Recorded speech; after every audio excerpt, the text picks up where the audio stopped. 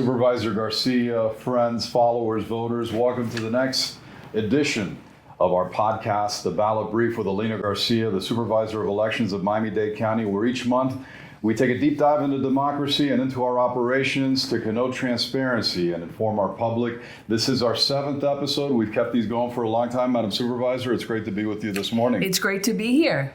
And we have so much to cover this morning. Of course, it's Women's History Month. You've been in Tallahassee for the end of the legislative session. You've also been up to Washington to discuss elections integrity with our federal lawmakers. We had a recent event with Colombia where we promoted the Colombian elections. And of course, speaking of elections, we just had the Surfside election. And coming up, we have elections in Bay Harbor Islands and West Miami on April 14th, and a mail ballot election in Coral Gables. We're actually going to have a mailing event coming up here to show those ballots in Coral Gables, 37,000 going out. And speaking of teamwork and working with our community, we're also in Washington for the MLS Cup victory celebration. Oh my gosh, that was so much fun. You were up there rubbing elbows with the most famous athlete in the world and with Jorge Mas Santos. And Yes. speaking of rubbing elbows with important people, we had the launch recently of the Say Yes campaign with our able tax collector who's really cleaned things up. And so much to talk about. And Easter and Passover just around the corner as well as we continue this Lenten season. But those are the topics today, Madam Supervisor. Again, great to have you. Let's begin with Women's History Month. We had an event just a few days ago with the top women in media and entertainment here at Elections headquarters. Why is that important? And you've been to many other events as well. Of course. Well, as a woman myself, I think that women were very important. Doesn't mean that men are not important. Men, are a great compliment. But we have women that are entrepreneurs, and we have women that are mothers and educators and doctors, and women, we get to balance a lot of things out. We can multitask, and it's wonderful to live in the 21st century and to have all the the rights that we have. Back in the day, women couldn't vote, but now in today's world, I think that there's equality, and in some places we may not have it, and that's very sad. It's very sad when you see that women are oppressed, but we had a great time this month, and we always continue to honor women. We were all born from a woman, and I think women are great. I think men are great too. It's a great team, and yeah, of course, and we'll honor men now coming up and for Father's Day. That's. Absolutely. But the wonderful thing is that we're always driving that voter message. You use all of these opportunities to talk about the importance of voting, especially, when we talk about women, our heroes and sheroes, like you said, they create life. I think women bring tremendous analytical skills to the job, passion and courage that often men don't have. Yeah, we have a different kind of passion, and that shows, and a lot of women do go out and vote, and I encourage all women to vote, and to vote for our issues. There's a lot of issues that women care about more than men, but so we have to go out and vote, and when we vote, our voices are heard, and then we can complain if it doesn't go well, we can complain. But if you don't vote, then we don't hear your voice, and it's not good. So in order to have a democracy that's healthy, it's important to be involved civically. And all these women that we recognized were all women that do wonderful things for our community, and they're always there to lend a helping hand and to be an example for the little girls that are growing up. They're following in our footsteps. So it's been a great month honoring women. And speaking of women, you're a former lawmaker. You took your passions to Tallahassee and then became the Supervisor of Elections. But you spent quite a bit of time up at the state session this year. The session recently ended. Tell us what transpired, what you were trying to push and get done. Well, actually, we passed an elections bill that it helps, elections be more secure, which is something that the legislature and the governor have been doing since 2000. We are the example. We are the platinum example for elections in the state of Florida and here in Miami-Dade County. And we were able, we had a little glitch that we needed to fix because the Office of Elections was the only constitutional office that had the dates that we're allowed to close on the books. And we were only allowed to close on holidays. But what happens the day after the holiday, like the day after Thanksgiving or the day after Christmas? Even if the governor would give the days off, we couldn't close. So I'm excited that we were able to do that for our team that worked so hard, and they deserve to be able to stay home the day after Thanksgiving. When there's not an election. If there's an election, then everybody has to be here. It doesn't matter, what it is. Well, thank you for that. And I'm about 8 months in this position, and I can tell you that this is the hardest working team of any public servants around. We have a wonderful employees team. are wonderful here. We do. So you also went up to Washington a few times. You met with several lawmakers as well, again, as the elections integrity message and issue is so important at the national level. But like you just said, we're really the platinum standard for all states to see. We are the platinum standard, because in Florida, you always have to bring an ID when you go vote. And, you have to bring an ID everywhere. When you go to the doctors, there's some states where they don't have that law. So we are the platinum standard, and the law that will be implemented by the federal government is to bring that equality throughout all the states so that all states are secure and they can, we should all be the platinum standard. We should all be. And, democracy and elections around the world really mean healthy and vibrant democracies at home and close to home. You've been a proponent of elections around the world and pushing the election message to all people who reside here in South Florida. We recently collaborated with Colombia. With the consulate, with Commissioner Fabio Andrade to push the Colombian elections that took place just a few weeks ago for Senate and House. We have the presidential elections coming up in May. What is your message to the international community? My message is, if you have dual citizenship and you can vote in your home country, it's very important to have democracy, not only in the United States, but abroad. The Western Hemisphere, unfortunately, had not been doing very well, but now it's coming back. It's coming back, and people are going out to vote. Democracy is very important. I was born in Cuba, and in Cuba we have zero democracy. It's a state where everything is tyrannical, and it's horrible. They just live in misery and want, and we don't want that for our neighbors. We want everybody to enjoy what we enjoy here in the United States, the freedom to live and prosper. And, if you work hard and you play by the rules, you can always have a wonderful way of life. So we want that for the other countries too. That's why we have elections around the world, and we promote elections around the world. And speaking of elections, we've been talking about the Cuba issue on a couple of episodes. You were at the Municipios de Cuba event recently. We've also been at many events around the community talking about Cuba and how close Cuba is after nearly 70 years of getting a democracy, of being free once again. But leaders like you have three conditions which are non-negotiable, and that's obviously the release of all political prisoners, yes, the total abolishment of that regime that's in Cuba, and of course, free and fair elections. Absolutely. What is your message about Cuba? My message about Cuba is I want to thank President Trump and Secretary Rubio for all the hard work that they're doing. They're bringing democracy, and freedom. Iran, that was much needed. It's a place where women, talk about women in a Muslim country like that, where they have no rights. You get beaten, you get stoned. It's horrible. So I want to thank President Trump and Secretary Rubio for Iran, for Venezuela. The fact that thug is in jail, that's absolutely fantastic. And Venezuela is moving towards stabilizing and having its democracy back. And, I'm hopeful that this will also happen in Cuba. I'm hopeful that it's going to happen before the year's over. And I pray every day. St. John Paul II was vital in bringing freedom to Poland from communism.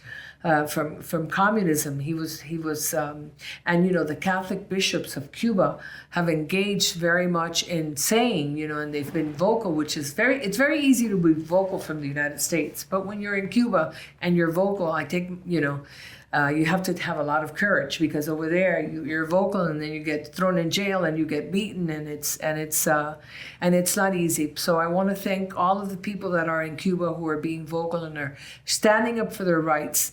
And to ask them to continue doing it. We have to keep the Cuba conversation going, because we cannot, it's impossible to continue living in Cuba under the circumstances that they're living in. The poverty is outrageous. Young people they have vitamin deficiencies. They have all kinds of diseases now from the mosquito because of the lack of hygiene and Cuba, when it Running was water, taken over, power, electricity. It's Cuba, when it was taken over by this dictatorship, was one of the first countries to have color TV. It was one of the first countries.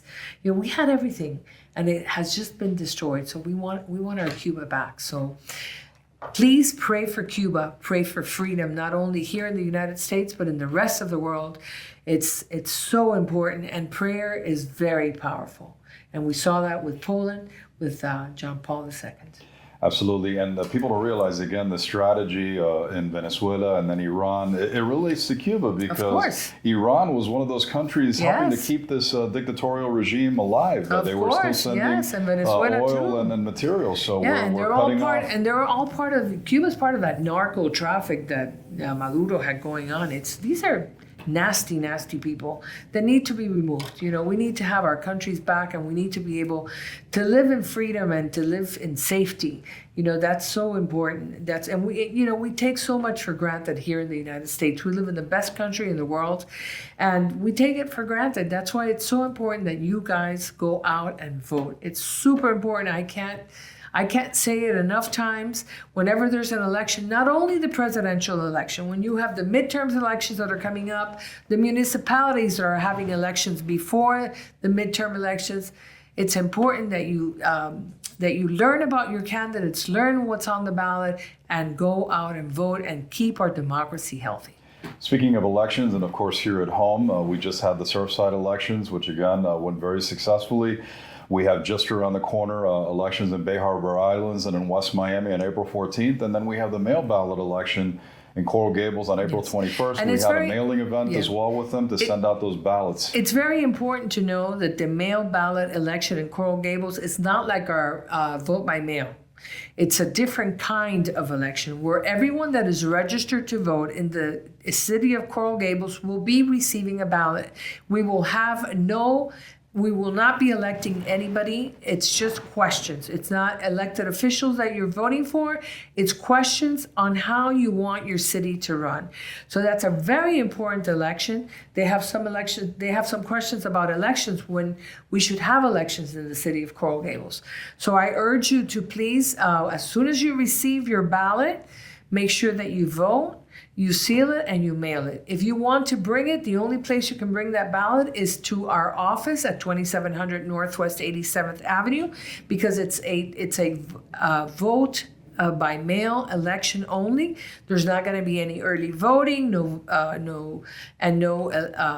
election day either. So, but it's very important because number one, it's more cost effective, and number two, it's just questions for the city. So it's going to be very comfortable for you to read everything, and fill it out, and mail it in. Follow the instructions. Very important that you put your address because it's a different kind of mail-in ballot. It's not the regular mail-in ballot. If you vote by mail that you would have received, it's got an address and it's different. So follow the instructions and make sure that as soon as you receive it, you vote and you mail it in. One more important point, and you mentioned that Florida leads the way nationally with elections integrity, is that a few years ago the law changed regarding vote by mail. So voting in Coral Gables in this mail ballot election does not mean you are requesting to vote by mail. And frankly, if you voted in the last presidential election by mail, you need to ask again. You need to request again. Tell us about that and how that works. You need to request again. After each general election, let's say you voted by mail in the presidential election, you're not going to get a ballot for the midterms. You need to request it. And you can do it online at VoteMiamiDade, which is our handle, VoteMiamiDade. VoteMiamiDade.gov is our website, and at VoteMiamiDade is our handle. I always get those confused. But you can also call us. It's very simple. If you're not computer friendly, you can call us at 305-499-8444, which is the telephone number for vote by mail. 305-499-8444. And of course, the main number, 305-499-VOTE. You can also call there or just show up. We have very friendly and very competent staff here to help you out. We have the best staff. I can't say that enough. We have the best staff. They're friendly. They're helpful. They're always trying to help out, which is wonderful.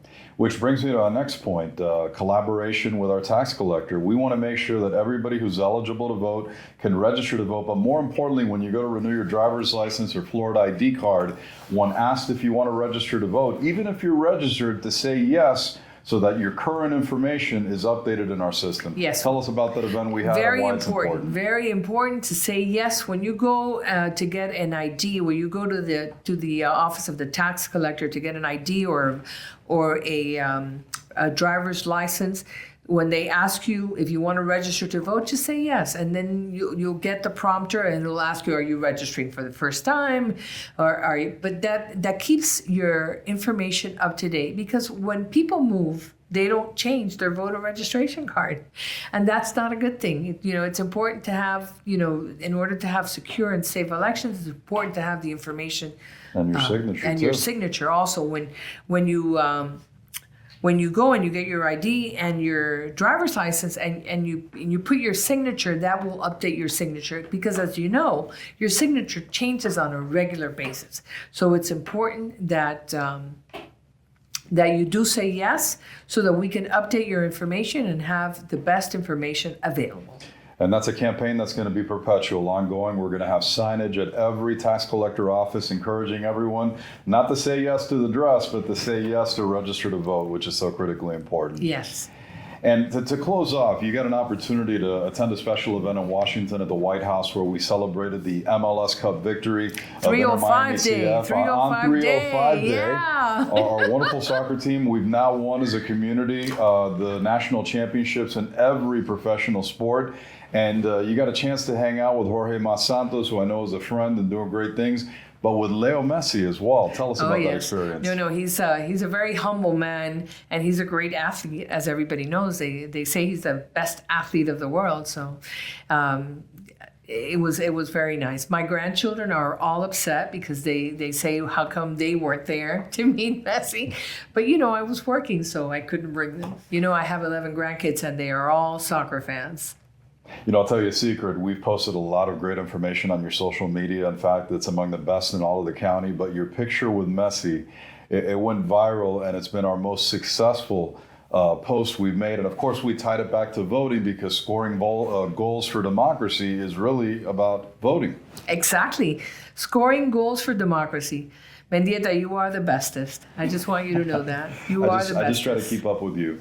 So, Madam Supervisor, as we close the Lenten season, let's close this program. We have Passover and Easter coming up. This has been a time of reflection, sacrifice, and renewal, a very important time for all of us. So why don't you land this plane, as we say, and finish out this podcast. Well, I want to wish you all a happy Passover and a wonderful Easter. It's a time to think and to thank God for all the wonderful things that we have. So God bless you, and we'll talk to you soon. There you have it. Thanks so much. We'll see you next time.